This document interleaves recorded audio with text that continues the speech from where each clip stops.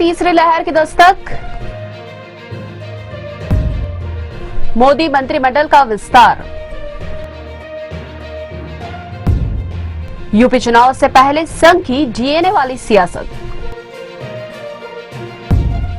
नमस्कार, मैं हूं रूपाली बर्वे और आप देख रहे हैं वेब दुनिया का weekly program news of the week, जिसमें चर्चा करेंगे इस सप्ताह की खास खबरों की। तो आइए शुरू करते हैं खास कार्यक्रम news of the week. Bharat में कोरोना की दूसरी लहर अभी पूरी तरह खत्म नहीं हुई है। इसी बीच तीसरी लहर की दस्तक भी सुनाई देने लगी है। एसबीआई रिसर्च रिपोर्ट के मुताबिक अगस्त के मध्य तक भारत में कोविड की तीसरी लहर आ सकती है। रिपोर्ट में यह भी दावा किया गया है कि सितंबर में इसका पीक आ सकता है। हालांकि विशेषज्ञों का यह भी मानना है कि यदि सावधानी बरती गई तो तीसरी लहर से बचा भी जा सकता है। लेकिन जिस तरह से पर्यटन स्थलों पर लोगों की भीड़ उमड़ी है और लोगों ने लापरवाही बरतना शुरू की है, उससे इस आशंका को बल मिल रहा है। हाल ही में नैनीताल, कैंपटी फॉल और शिमला में पर्यटकों की काफी भीड़ देखने को मिली थी। चूंकि बच्चों के लिए फिलहाल वैक्सीन नहीं है, इसलिए माना जा रहा है कि तीसरी लहर का सबसे ज्यादा असर बच्चों पर देखने को मिल सकता है। विदेशों में तो अब 2 साल की उम्र से टीके लग रहे हैं विदेशों में, क्योंकि उन्होंने कंट्रोल कर लिया। उन्होंने 50% से ज़्यादा वैक्सीनेशन कर लिया अपनी पॉपुलेशन का। तो वैक्सीनेशन अगर व्यवस्थित और प्रभावी तरीके से नहीं हुआ तो संभावनाएं तीसरे लहर की है। दूसरी ओर डेल्टा प्लस वेरिएंट अब 14 राज्यों में फैल चुका है, जबकि 80 से ज्यादा लोग इसकी चपेट में आ चुके हैं। उत्तर प्रदेश में कोरोना के एक अन्य वेरिएंट कप्पा की एंट्री भी हो चुकी है। कप्पा वेरिएंट ऑफ इंटरेस्ट घोषित कर दिया गया है। केरल से आ रही खबरें और भी डराने वाली हैं। यहाँ रोज 13,000 के करीब केस आ रहे हैं। जीका वायरस ने भी यहाँ दस्तक दे दी है। महाराष्ट्र में भी एक बार फिर मामले बढ़ने लगे हैं। हालांकि भीड़ भाड़ और लापरवाही के मामले में दुनिया की स्थिति भी भारत से अलग नहीं है। यूरो कप के सेमीफाइनल में इंग्लैंड की जीत के बाद जिस तरह से हजारों की संख्या में लोग सड़क पर जश्न मनाते देखे गए, उससे माना जा रहा है कि यूरो कप कोरोना का सुपर स्प्रेडर हो सकता है। केंद्र की नरेंद्र मोदी सरकार का पहला जंबो कैबिनेट विस्तार और मंत्रियों के विभागों में फेरबदल बीते सप्ताह की सबसे अधिक सुर्खियां बटोरने वाली खबर रही। 2019 में लगातार दूसरी बार सत्ता में आने के बाद मोदी कैबिनेट का यह पहला विस्तार सरकार के मेकओवर जैसा रहा। कुल 43 नेताओं ने राष्ट्रपति भवन में मंत्री पद की शपथ ली। सरकार के खास सिपाह सालार माने जाने वाले सूचना प्रसारण मंत्री प्रकाश जावड़ेकर, कानून मंत्री रविशंकर प्रसाद, शिक्षा मंत्री रमेश पोखरियाल निशंक और स्वास्थ्य मंत्री हर्षवर्धन समेत 11 मंत्रियों की एक झटके में छुट्टी कर दी गई। मंत्रियों की छुट्टी के पीछे एकमात्र कारण उनका परफॉर्मेंस ऑडिट में फेल होना बताया जा रहा है। जैसे स्वास्थ्य मंत्री हर्षवर्धन कोरोना से निपटने में फेल हो गए थे, तो ट्विटर और अन्य कानूनों को लेकर जो विवाद हुआ, उसके चलते कानून मंत्री रविशंकर प्रसाद की छुट्टी कर दी गई। मंत्रिमंडल विस्तार में जिस तरह से ओबीसी, एससी और एसटी वर्ग को बड़े पैमाने पर प्रतिनिधित्व मिला, वह 5 राज्यों में होने वाले विधानसभा चुनाव में जातीय संतुलन साधने के साथ भाजपा की 2024 की चुनाव तैयारियों का श्री गणेश भी माना जा रहा है। देश के सबसे बड़े राज्य उत्तर प्रदेश में विधानसभा चुनाव से ठीक पहले राष्ट्रीय स्वयंसेवक संघ और उसके प्रमुख मोहन भागवत लगातार सुर्खियों में बने हुए हैं।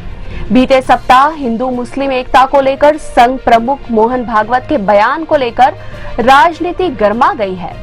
मोहन भागवत ने कहा कि हिंदू मुस्लिम दोनों अलग नहीं बल्कि एक है, क्योंकि सभी भारतीयों का डीएनए एक है और मुसलमानों को डर के इस चक्र में नहीं फंसना चाहिए कि भारत में इस्लाम खतरे में है। उन्होंने यह भी कहा कि जो लोग मुसलमानों से देश छोड़ने को कहते हैं, वे खुद को हिंदू नहीं कह सकते। संघ प्रमुख भागवत का बयान ऐसे समय आया जब देश का सबसे बड़ा राज्य उत्तर प्रदेश अगले साल की शुरुआत में होने वाले विधानसभा चुनाव के लिए चुनावी मोड में आ चुका है। भागवत के डीएनए वाले बयान के कई सियासी मायने निकाले जा रहे हैं। वैसे भी देश के चुनावी इतिहास से डीएनए का जिक्र कई बार हो चुका है। बिहार विधानसभा चुनाव में भी डीएनए के बयान ने काफी सुर्खियां बटोरी थी। महंगाई की आग में झुलस रही भारत की जनता पेट्रोल की लगातार बढ़ती कीमतों से बुरी तरह परेशान है। देश के 4 महानगरों दिल्ली, मुंबई, चेन्नई और कोलकाता में पेट्रोल 100 रुपए प्रति लीटर के पार पहुंच चुका है। वहीं राजस्थान के गंगानगर और मध्य प्रदेश के अनूपपुर में पेट्रोल की कीमतें 110 रुपए प्रति लीटर के करीब हो गई है। सामाजिक और राजनीतिक स्तर पर पेट्रोलियम उत्पादों की बढ़ती कीमतों का विरोध शुरू हो गया है। Madhya Pradesh petrol pump dealers association के अध्यक्ष अजय सिंह कहते हैं कि पेट्रोल डीजल को यदि जीएसटी के दायरे में लाया जाए तो जनता को महंगाई से राहत मिल सकती है। डीजल और पेट्रोल के रेट कम कैसे किए जा सकते हैं? वो एक बहुत ही आसान है कम करने का, जिसमें सरकार को कोई नुकसान नहीं है। अगर सरकार पेट्रोल और डीजल को जीएसटी के दायरे में ले आती है तो बगैर किसी के नुकसान उठाए 5 से 6 रुपए लीटर डीजल और पेट्रोल का रेट कम हो सकता है। अफगानिस्तान से अमेरिकी सेना की रवानगी के बाद तालिबान ने खुद को पहले से ज्यादा मजबूत कर लिया है। अफगानी सुरक्षा बलों से युद्ध के बीच तालिबान ने दावा किया है कि उसने 1/3 जिलों पर कब्जा जमा लिया है। तुर्की, रूस ने अपने वाणिज्य दूतावासों को बंद कर दिया है। आने वाले समय में तालिबान के बढ़ते वर्चस्व का असर भारत पर भी देखने को मिल सकता है। तालिबान को पाकिस्तान का करीबी माना जाता है, वहीं भारत पाक रिश्तों की हकीकत किसी से छिपी नहीं है। भारत के एक अन्य पड़ोसी मुल्क म्यांमार में भी हालात अच्छे नहीं हैं। सैन्य तख्तापलट के बाद यहां अब गृह युद्ध के आसार बनने लगे हैं। पिछले 6 माह में यहां करीब 900 लोगों की मौत हो चुकी है, जबकि लाखों लोग अपना घर छोड़ने को मजबूर हो गए। सैन्य शासन के खिलाफ यहां लगातार विरोध प्रदर्शन जारी है। वहीं सशस्त्र संघर्ष भी शुरू हो गया है।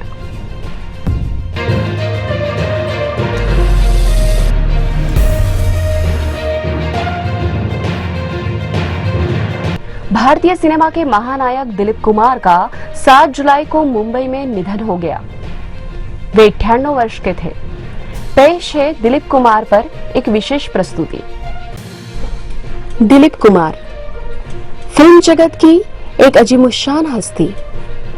उन्हें अभिनय का पर्यायवाची माना जाता था। अपनी समस्त फिल्मों में उन्होंने दिल लगाकर काम किया और अनेक किरदारों में जीवंत प्रस्तुति दी। शुरुआती फिल्मों में उन्होंने निराश प्रेमी की छवि को प्रस्तुत किया, इसलिए उन्हें ट्रेजेडी किंग कहा गया। सुभाष घई का कहना है कि वे हमेशा नई पीढ़ी के बारे में भी सोचते थे। मेरे लिए दिलीप कुमार साहब एक बहुत ही बड़े देव मूर्ति की तरह थे, आइडल थे मेरे। 20 साल मैंने काम किया उनके साथ एज ए डायरेक्टर। 3 फिल्में बनाई हम दोनों ने, कर्मा, विधाता, सौदागर। फिल्मों के अलावा उन्होंने मुझे बहुत कुछ सिखाया जीवन में। मेरा पूरा जीवन ट्रांसफॉर्म कर दिया उन्होंने।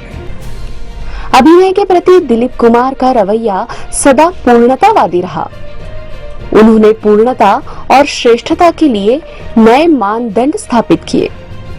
बेहतरीन एक्टर होने के साथ साथ बेहतरीन इंसान भी थे।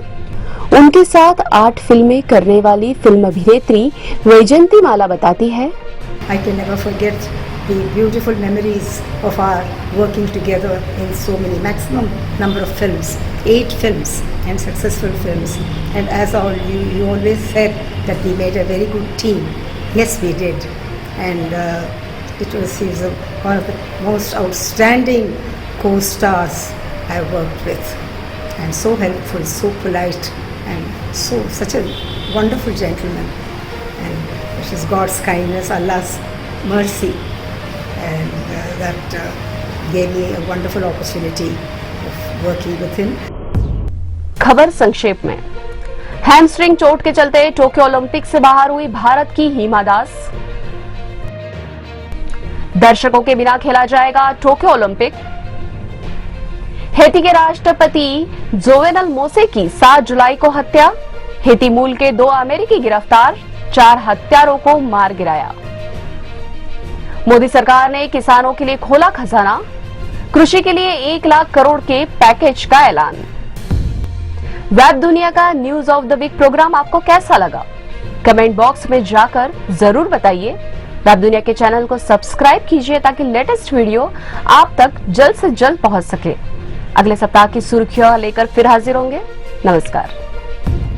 वेब दुनिया की सभी से अपील है कि भीड़ भाड़ से बचें, मास्क पहने व सैनिटाइजर का इस्तेमाल करें, साथ ही सोशल डिस्टेंसिंग का पूरा पालन करें।